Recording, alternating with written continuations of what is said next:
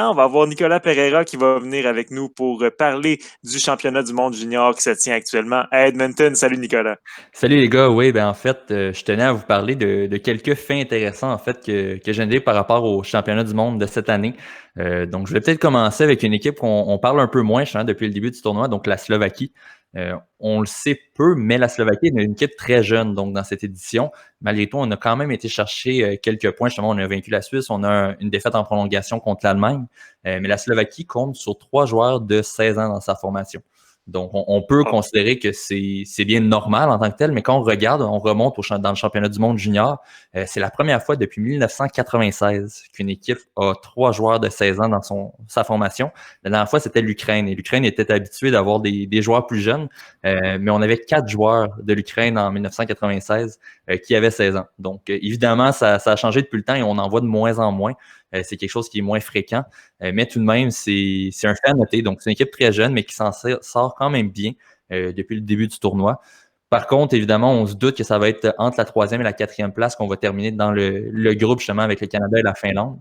Si on regarde justement un peu le classement par rapport à tout ça, présentement, on est 3e, on est tout juste devant l'Allemagne. Par contre, l'Allemagne, il reste une partie à disputer qui joue présentement, en fait, justement, contre la Suisse. Et on mène 3-0 présentement. Donc, on se doute justement que ça va être une victoire éventuelle de l'Allemagne. Mais tout de même, c'est quand même respectable pour une Slovaquie aussi jeune d'être déjà aussi bien classée dans le tournoi. Et on s'attend justement à affronter probablement le premier du groupe B qui va être la Suède au tour suivant. Donc, c'est une situation à suivre de leur côté. J'ai bien hâte de voir justement où on va terminer au classement. Mais ce n'est que partie remise en tant que telle pour la Slovaquie et on peut s'attendre justement au meilleur dans les prochaines années. Ouais. Un peu Sinon difficile, par également. contre, tantôt contre la Finlande. On a eu beaucoup Oui, de oui. difficultés seulement à récupérer des rondelles et prendre des tirs au but là, dans la victoire facile de la Finlande cet après-midi. Donc, on n'est pas tout à fait là encore du côté de la Slovaquie, mais c'est un pays qui a quand même surpris dans les dernières années, notamment avec une médaille. Là, donc, faut pas les négliger. C'est un pays qui a produit plusieurs talents. Yaroslav Halak, par exemple, en est un. Donc, faut pas oublier la Slovaquie quand on pense aux tournois internationaux. Là. Non, effectivement, il y a une autre équipe qu'il ne faut pas oublier, c'est la République tchèque. C'est Oui. l'équipe peut-être qui a causé la seule surprise jusqu'à maintenant dans le tournoi, la seule vraie surprise. Donc, on a battu la Russie 2-0 plus tôt dans le tour préliminaire, ce qui est quand même un fait remarquable. Ça faisait très longtemps qu'on n'avait pas vu la République tchèque battre en fait la Russie au championnat du monde junior.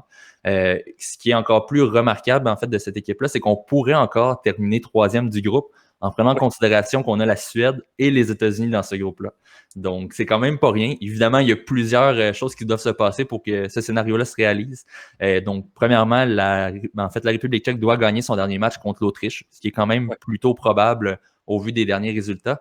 Mais la Suède doit également battre la Russie. Et la Suède joue un dernier match contre les États-Unis. Et cette fois-là, c'est les États-Unis qui doivent remporter le match. Donc tu sais, on a quand même vraiment plusieurs choses qui doivent se passer. C'est plusieurs si. Mais c'est quand même envisageable pour la République tchèque. Ça serait un immense succès pour eux de justement terminer 3e dans un groupe aussi fort. Ça permettrait aussi d'affronter une équipe probablement moins forte parce qu'on s'entend que si on finit 4e, on affronte probablement le Canada ou la Finlande Ouais. au prochain tour. Mais évidemment, bon, on a encore du travail à faire de ce côté-là aussi, mais c'est une belle équipe qui a montré des belles choses et qui pourrait surprendre. C'est une équipe à ne pas prendre à la légère et si on peut s'attendre à ce qu'un des clubs qui est amené plus bas en fait dans la phase préliminaire puisse surprendre, c'est probablement la République tchèque. Puis imagine, à une certaine époque, on avait la République tchèque et la Slovaquie qui étaient unies, la Tchécoslovaquie, donc ça aurait fait tout un club cette année peut-être. Là.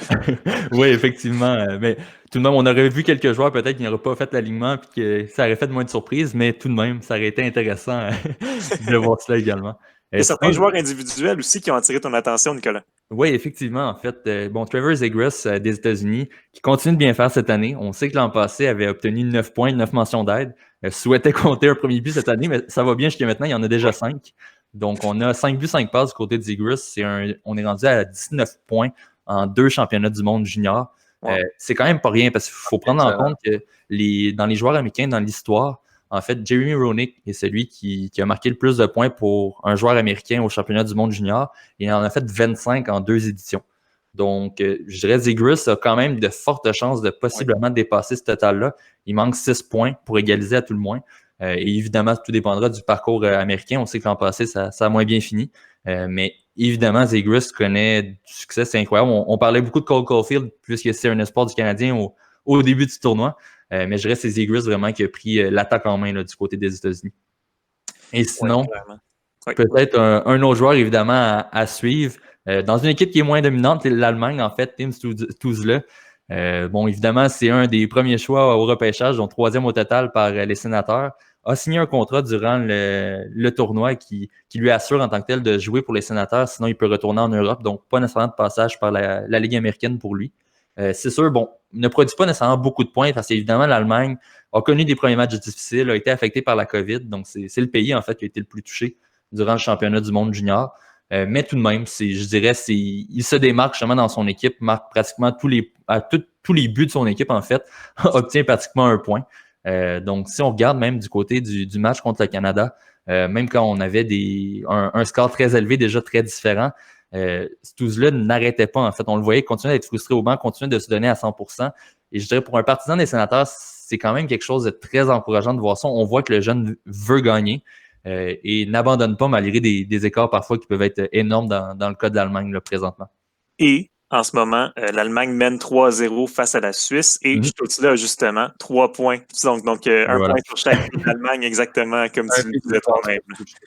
Oui, et je dirais c'est souvent au championnat du monde junior, les moments où on voit une équipe justement qui réussit à faire une surprise, bien évidemment, c'est un ou deux joueurs qui vont permettre à cette équipe-là de le faire. Et je crois que Stützle a le talent et le potentiel pour faire ça. Maintenant que l'Allemagne revient avec une équipe complète, on peut s'attendre à les voir justement finir troisième. Donc, comme on le parlait tantôt, justement, quand on regardait le classement, l'Allemagne va passer au troisième rang, va affronter soit la Russie, soit les États-Unis. C'est sûr, c'est deux équipes qui risquent d'être très difficiles à battre, mais tout de même, c'est envisageable pour l'Allemagne lorsqu'on a une formation complète et un petit miracle peut arriver. Évidemment, on va avoir besoin d'aide des gardiens qui ont connu un tournoi plus difficile depuis le début du côté de l'Allemagne, mais si tous les éléments sont en place, pourquoi pas? On peut toujours créer une surprise, puis c'est ce qui fait la magie en tant que tel des championnats du monde junior. Là. Oui, tout à fait. Et je dirais peut-être pour compléter, je voulais parler évidemment du Canada légèrement. C'est sûr, présentement, bon, quant à moi, il n'y a pas grand-chose à dire parce qu'évidemment, on a affronté les trois adversaires les plus faibles du groupe. On savait déjà que ça allait être un groupe plutôt facile pour le Canada. Mais bon, on affronte la Finlande justement demain. Ça va être un match très important. Donc, le gagnant va finir au premier rang du groupe. Comme je le mentionnais tantôt, peu importe l'équipe qu'on va affronter, qui est deuxième ou troisième dans le groupe B, ça ne sera pas facile. Donc, c'est sûr, les deux équipes savent l'enjeu de finir premier. Du côté de la Finlande, c'est une équipe qui, dans les grands moments, est toujours présente, répond toujours présente. On sait a créé des surprises il y a quelques années, a gagné quelques championnats du monde dans les dernières années. Donc, lorsque ça compte, la Finlande est présente. Donc, le Canada a un premier vrai défi. On a vu des raclés justement dans les premiers matchs. Ça ne sera pas le cas justement demain.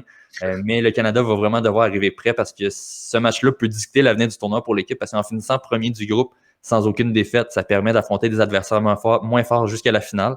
Mais en finissant deuxième, ben là, tout peut arriver contre une équipe comme les États-Unis ou la Russie parce que c'est vraiment un gros top 4 justement qu'on peut affronter.